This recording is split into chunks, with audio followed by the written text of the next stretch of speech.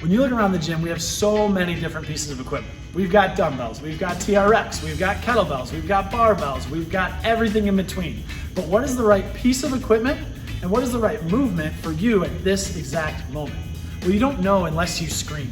And at THP, we have a comprehensive screen that's gonna give us the insights to give you the roadmap to get to your goals. So let's go over what we screen, how we screen, and why we do it.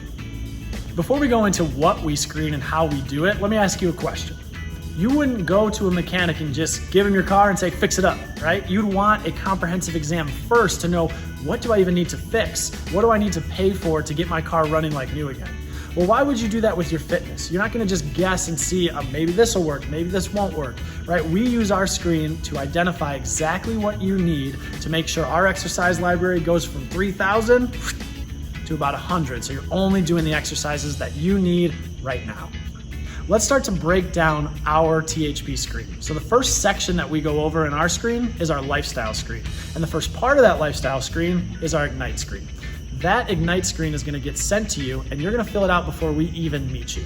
Now what we're looking for is past training history, potential injuries or past surgeries so we know how you might be moving, and also how do you like to be trained. Those three pieces of information give us a lot of info on the front end so that we can tailor the screen to you. Now that we've completed our Ignite screen, we're gonna move on to the second part of our lifestyle screen, which is our health screen.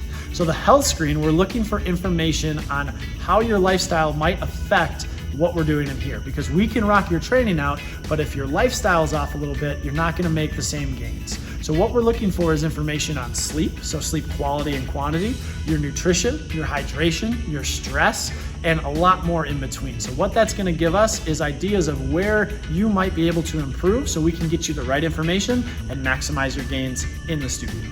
We wrap up our lifestyle section with our in-body screen. The in-body is gonna give us objective numbers that are gonna tell us about your body composition. So body fat percentage, body fat mass, skeletal muscle mass, hydration status, where your muscle is. Those numbers are gonna provide a nice baseline for us to go either up or down depending on your sport and your goals. After we finish our lifestyle section, we're gonna move on to the movement section. So we need to identify how you move with no load, because that's gonna give us a better idea of how you're gonna move with load. So the first thing we do is our FMS screen. This gives us an idea of a global, broad movement approach. So we're gonna look at how do you squat, how do you lunge, how's your upper body and lower body mobility, how's your stability, because all that adds up to what exercises are gonna be right for you right now. We use the basic FMS screen to set the table for the breakouts to understand a little deeper dive as to why you might have challenges in certain areas. So after we do the FMS screen, that's gonna tell us where we wanna go with specific breakouts that give us a better idea.